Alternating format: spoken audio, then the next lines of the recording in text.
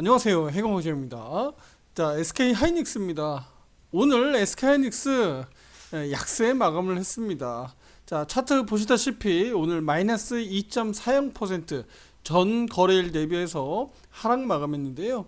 자, 시가가 오늘 플러스 3.35%, 그러니까 시가는 2.6%, 고가는 3.35%까지 오르기도 했었는데 시가가 2.6% 떠서 출발했으니까 사실 투자자분들이 오늘 느끼는 체감은 SK 하이닉스 하락에 대한 이 체감이 더 크게 느껴졌을 거예요. 그러니까 따지고 보면 단기적으로는 하이닉스가 강세를 보이면서 올랐음에도 불구하고 체감적으로는 오늘 상당히 좋지 않은 흐름들이 나타났다.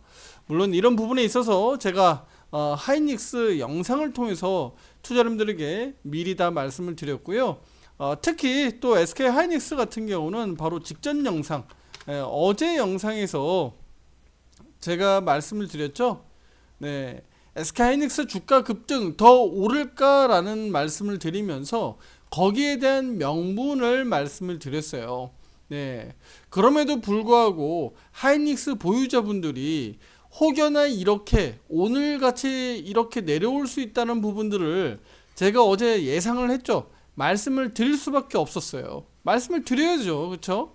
드려서 투자자분들이 뭐 수익 실현을 하든지 비중 조절을 하든지 아니면 본전에서 일부 뭐 정리 매도를 하든지 할 수 있는 그런 정보를 드리는 게 유튜버로서의 역할이 아니겠느냐, 이렇게 말씀을 드리고 있습니다. 그래서 어제 이런 내용들을 유튜브 영상을 통해서 투자자분들의 의견 드렸고요. 또 우리 유료 회원들은 이미 그런 내용들을 제가 말씀을 드리기도 했고 또 실제 대응으로도 이어졌습니다.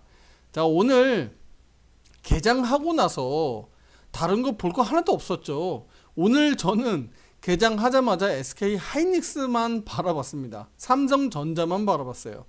이들이 어떻게 움직일 것이냐, SK 하이닉스하고 삼성전자가 동반 하락할 것이냐, 아니면 SK 하이닉스가 하락하는 과정에서 삼성전자가 반등을 보일 것이냐. 그런데 오늘 국내 증시 코스피 코스닥 지수를 기준으로 말씀을 앞서서 드렸었는데 지수가 62평이 넘어가는 그림에서 주가 조정 나올 수 있는 가능성이 높기 때문에 동반 하락 가능성도 열어놓고 봤던 거예요. 그런데 오늘 이른 시간이죠. 9시 14분경입니다. 제가 투자자님들에게 우리 잠시 대기합시다 라고 했던 멘트는 9시 5분에 말씀드렸고요. 9시 14분에 결과적으로 SK 하이닉스에 대해서 최종적으로 16%가량 수준에서 70%가량 차익 실현 의견을 드렸습니다. 충분히 차익 실현할 수 있도록 의견을 드렸고요. 나머지 30% 비중은 우리 하이닉스를 조금 더 이 단기적으로 추세가 무너지지 않는다면 좀 더 보유할 수 있도록 의견을 드렸습니다. 그래서 오늘 이렇게 SK 하이닉스를 비중 축소 의견 드렸다는 점을 투자자님들에게 결과적으로 말씀을 드리도록 하겠습니다. 자, 오른쪽 화살표 매매방은요, 이렇게 SK 하이닉스 뿐만 아니라 2차전지 또 그 외에 반도체 장비 주식들, 오늘 저 한미반도체도 오늘 차익 실현을 남겼죠. 한미반도체도 오늘 15% 넘는 우리 차익 실현 70% 비중 차익 실현을 남기면서 역시나 30% 비중만 남기도록 의견을 드렸습니다. 반도체 쪽이니까 한꺼번에 말씀 좀 드릴게요. 그리고 제약바이오 종목들이 오늘 반등 나올 가능성도 제가 HLB 영상이라든가 유한양의 영상을 통해서 말씀을 드렸었기 때문에 오늘 제약바이오 쪽에서 이렇게 튀어 올라왔던 것도 역시나 예상 가능했었던 부분들입니다. 그러면 우리 투자자분들, 그러면 SK하이닉스 뭐 앞으로 계속 빠질 거냐? 이렇게 놓고 봤을 때는 저는 그 정도 수준은 아니라고 보고 있고요. 지금 풍선 효과가 좀 나타나지 않느냐, 이렇게 좀 보고 있는데 오늘 그 부분에 대해서 중점적으로 좀 말씀드리도록 할게요. 주식은 탐욕을 타고 오르죠. 탐욕이 급증하는 단계는 지금은 아니잖아요. 제가 앞에서 요거 설명 한번 드릴게요. 요거 보세요. SK 하이닉스 영상을요, 제가 앞에서 이 작년에도 이런 추세 흐름들이 나타날 때부터 SK 하이닉스에 대해서 여러 번 말씀드렸어요. 그리고 하이닉스가 이렇게 올라가는 과정에서 우리 작년에 현대차 영상에서 말씀드렸는데, 현대차 우리 하이닉스와 추세 흐름, 추세 모델이 약간 비슷하다. 그래서 우리 현대차 가지고 현대차도 이렇게 강하게 치고 나갈 수 있습니다 라고 말씀드렸었어요. 그리고 기대 목표치를 우리 30만원으로 말씀드렸었는데 뭐 500원인가 빠진 30만원이었나요? 제가 알기로는. 그런데 그렇게 고점이 잡혔습니다. 자, 그 이후에도 한번 보세요. SK하이닉스가 이렇게 시세가, 상승 추세가 이렇게 타고 올라가면서 이렇게 탐욕 장세가 나타났었던 겁니다. 자, 그러면 이 과정에서 투자자님들 올라가는 과정에서 보세요. 여기가 고점이 잡히는 과정에서 많은 개인 투자자 여러분들이 대체로 15만원대 또는 16만원대 정도 수준에서 매수해서 그냥 그대로 보유했다면 그나마라도 다행이겠죠. 여기가 단기적으로는 지지와 저항대가 겹쳐있는 구간이기 때문에 더 내려가지는 않았었기 때문에. 반대로 작년에 6월달 7월달 이렇게 올라가는 과정에서 뒤끝에 만약에 물렸다면, 요 탐욕을 내가 내려놓지 못하고 그냥 거기에 불나방처럼 달려들었다면 이거 그냥 그대로 보유하고 계신 분들은 심리가 좀 달라지겠죠. 그래서 제가 지금 말씀드리고 싶은 것은요, 하이닉스 지금은 과거 여기와 같이 탐욕 장세가 지금은 아니다라는 거예요. 탐욕 장세가 아니다. 그러니까 탐욕 장세라면 더 고를 외쳐야 되고 더 올라갈 수 있다라고 저는 외쳐야 됩니다. 하지만 지금은요, 그럴 때가 아니다. 지금은 기술적인 대응이 필요하다라고 말씀드리고 싶고, 추세 상승 시기에서 초입 국면에 있습니다. 국내외 증시 상황을 잘 보고 판단해야 되겠죠. 그러니까 다시 말씀드리면 SK하이닉스가 추세 타고 이렇게 급반등 나올 수 있는 추세 초입 국면이다. 실제로 탐욕 장세로 지속적으로 올라갈지 아닐지는 조금 더 체크해야 된다. 거기에 대한 기준을 지금 말씀을 드릴게요. 바로 어디에서 기준을 잡을 수 있느냐? 바로 코스피 지수입니다. 자, 코스피 지수로 넘어가겠습니다. 코스피 지수 62평 제가 서두에 좀 말씀을 드렸는데 아직 이 추세에 넘어가지 못했죠? 그쵸? 아직 우상향 아니죠? 이제 52평, 12평, 22평을 주가가 넘어간 수준에서 62평 돌파 테스트 정도를 지금 하고 나왔습니다. 오늘 결국은 62평 돌파되지 못하면서 종가는 내려왔죠. 자, 우리 과거 우리 SK하이닉스가 그렇게 치고 나갈 때, 삼성전자도 마찬가지죠. 그렇게 치고 나갈 때 보면 2023년도 하반기 바닥 잡고 2024년도 상반기 이렇게 7월 11일 날 고점 잡힐 때까지 추세적으로 타고 올라가는 거 보이세요? 이런 그림들이 되니까 주도주로서 SK하이닉스가 그렇게 탐욕 장세가 나왔었던 겁니다. 최소한 그러면 이렇게 상승 흐름대로 추세가 돌아나가면서 탐욕 장세로 갈 수 있는 추세가 만들어져야 되는 거예요. 어디에서? 코스피 지수에서. 그 주도주 역할을 그러면 SK하이닉스가 할 수 있다는 얘기입니다. 지금 그런데 아직 62평도 못 넘어가고 있어요. 그러니까 섣불리 우리가 판단할 필요는 없다는 거죠. 그래서 지금은 기술적 대응이 필요한 겁니다. 올라가는 척 했다가 다시 밑으로 빼버리면요, 그럼 그냥 하락 추세가 연장되는 거예요. 하락 추세가 계속 유지되는 꼴이 되는 겁니다. 이런 상황이 안 나오리란 법이 없으니까 우리는 계속적으로 주의 경계를 해야 되는 겁니다. 제가 어제 영상에서도 그래서 갭상승 시에 코스피도 마찬가지고요, 우리 SK하이닉스, 삼성전자 다 마찬가지예요. 이들 종목들은 단기적으로 급등이 있기 때문에 혹여나 갭상승 가능성이 높은데 갭상승 시에 음봉 내려오면 요것은 좋지 않은 것이다 말씀을 드렸고, 그래서 대응할 필요가 있다라고 말씀까지 드렸습니다. 앞으로 정치적 불확실성들이야 뭐 시간 문제니까 해결은 될 거니까 거기에 대한 노이즈는 투자자님 너무 걱정하지 마시고요.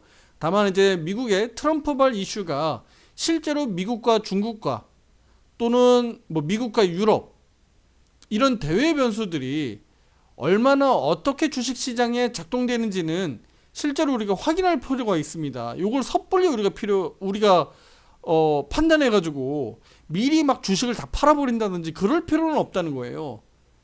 주추세를 보면서 판단하면 되는 겁니다. 그 답은 누가 정해줄 겁니까? 바로 미국 증시가 답을 줄 겁니다. 지금 현재 미국 나스닥 100 선물 지수인데요. 미친듯이 막 날아갔잖아요. 그쵸? 최근 우리 연말까지 2024년 12월 17일까지도 역대급 고점을 경신하던 나스닥 100 선물 지수입니다. 그런데 아주 짧게 단기적으로 보면 지금 추세가 이렇게 무너졌어요. 보이죠? 그러면 나스닥 100 선물 지수는 다시 주추세 상승 추세로 이렇게 올라설지, 아니면 올라서는 척 하다가 다시 주추세가 이렇게 아래로 내려가면서 하향 곡선을 그리면서 내려갈지는 체크해야 되겠죠, 투자자님들. 요거 체크할 필요가 있는 겁니다. 물론 이제 요 내용은 뭐 우리 SK 하이닉스만의 문제는 아니겠습니다만, 이렇게 내려간다면 많은 종목들의 영향을 받겠죠.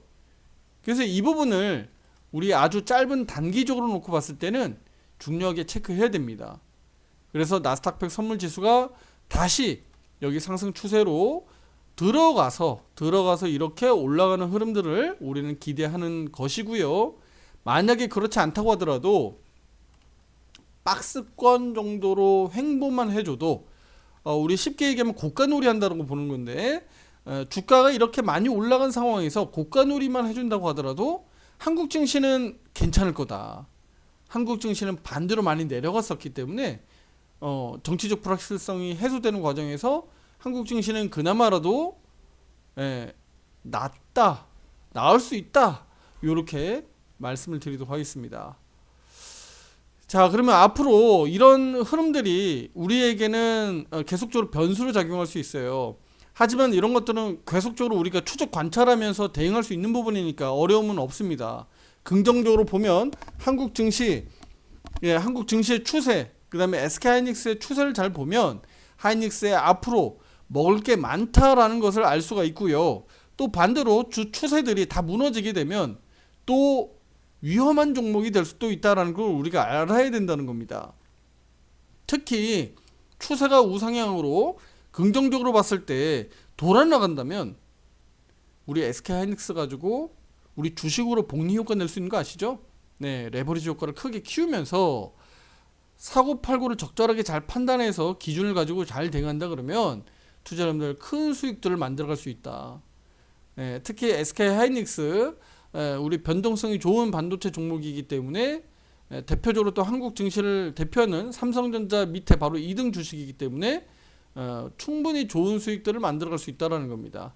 오른쪽 화살표 매매방은요, 이 화살표 매도 신호 기준대로 투자자분들에게 의견을 드리고 있으니까 참고하시면 되겠고요. 앞에 영상들 충분히 제가 많이 말씀드렸으니까 체크하시면 되겠습니다. 팩트 체크하시면 되는 거고요. 자, 그러면 우리 2025년도 우리가 기대하는 추세 상승장을 기대하고요. 만약 그렇게 안 된다고 하더라도 반도체가 정체가 한다고 하더라도 바로 다른 쪽에서 업종에서 또 수익이 날 수 있는 이런 흐름들이 나타날 수 있다. 바로 풍선 효과에 대해서 제가 말씀드릴 건데요.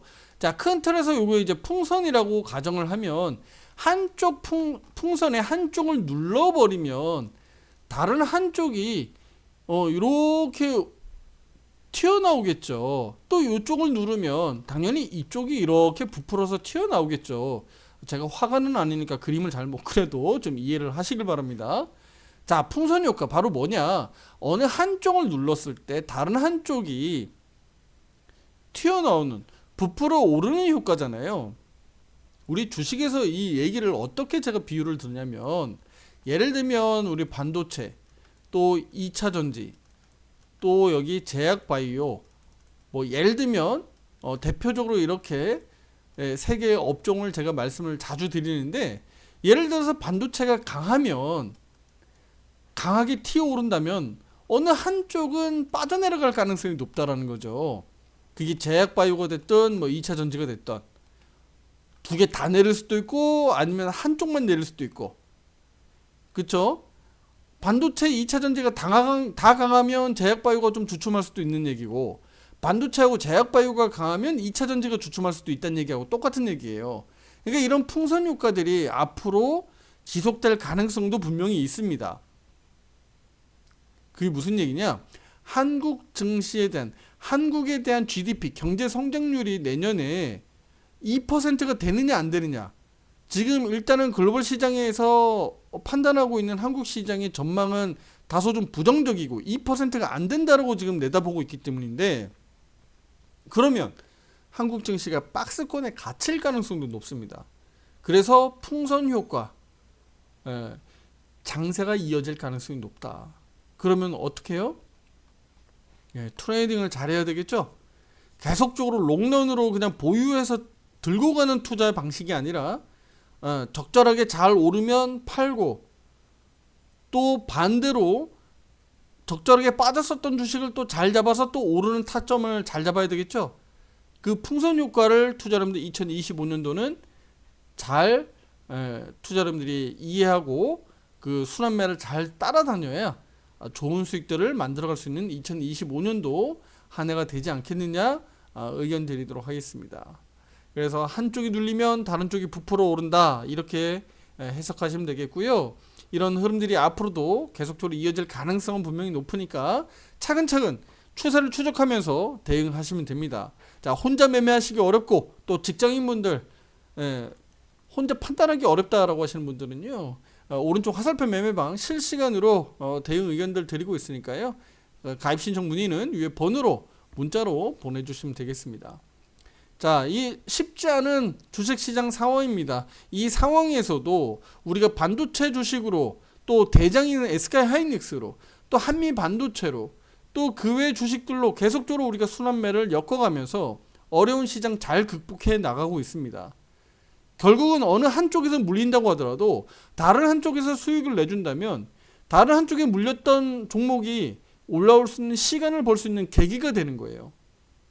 그 상황을 스스로 악화로 만들지 말란 얘기입니다. 좋은 종목들, 좋은 타점에서 기준을 가지고 잘 대응하면 분명히 투자자분들 손실을 극복하고 수익을 만들어 갈 수 있는 좋은 환경들로 내 계좌를 그렇게 만들 수 있다는 겁니다.